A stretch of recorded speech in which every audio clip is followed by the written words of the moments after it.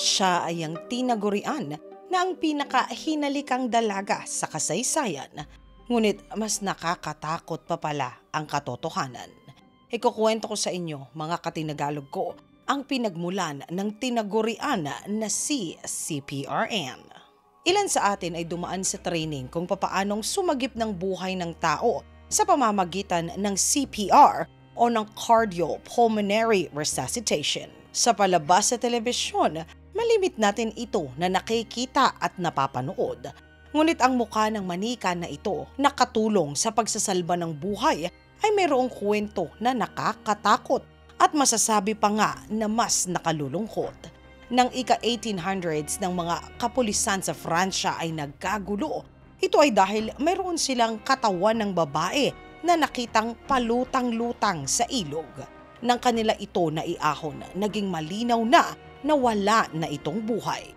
Kaya naman agad na dinala ito sa morgue upang doon ay imbestigahan pa ng mabuti. Lumalabas na ito ay isang babae na nasa 16 hanggang sa 17 taong gulang.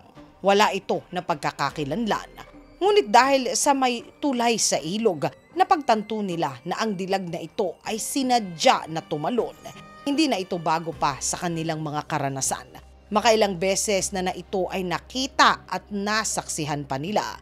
Kaya naman dahil nga walang kumuha sa kanya at walang nakakikilala, tinawag nila ang dilag na si Anne. Ang doktor na sumuri sa dalaga na si Dr. Asmund Lardal ay tila ba napahanga sa kanyang kagandahan. Kaya naman sa tulong ng iba pang mga doktor ay kinuha nito ang molde ng mukha ni Anne at saka ito ay ginawa niya na manika na siya namang pag-eensayuhan ng mga taong nais na matuto kung papaanong sasagip ng buhay ng tao.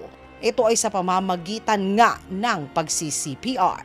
Dahil nga kontrobersyal at nababalot ng hiwaga ang katauhan nitong si Anne, ng ika-1800s na ikumpara pa ito kay Mona Lisa.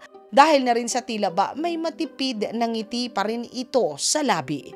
Kaya naman mula noon magpasa hanggang ngayon, nag-iba man ng kaunti ang itsura ng manikin nitong si Anne, ito pa rin ang mukha ng dalaga na nakitang walang buhay malapit sa tulay ng Fransya. Mahigit sa 200 taon na ang nakararaan. Dahil sa sirkumstansyang ito, si Anne din ang itinanghal bilang ang pinaka-nahalikan na dalaga sa kasaysayan. Mga katinagalog ko, naranasan nyo na ba na mag-training ng CPR o mahalikan itong si Anne? Isulat po ang inyong sagot sa comment section sa ilalim upang sama-sama naman po na ito ay ating basahin. Mga katinagalog ko, ang pinakamagandang sagot po ay magkakamit pa rin ng 100 GCash load. Ito po ang inyong lingkod na si Tinagalog. Maraming salamat po sa pagsama ninyo sa segment natin sa araw na ito.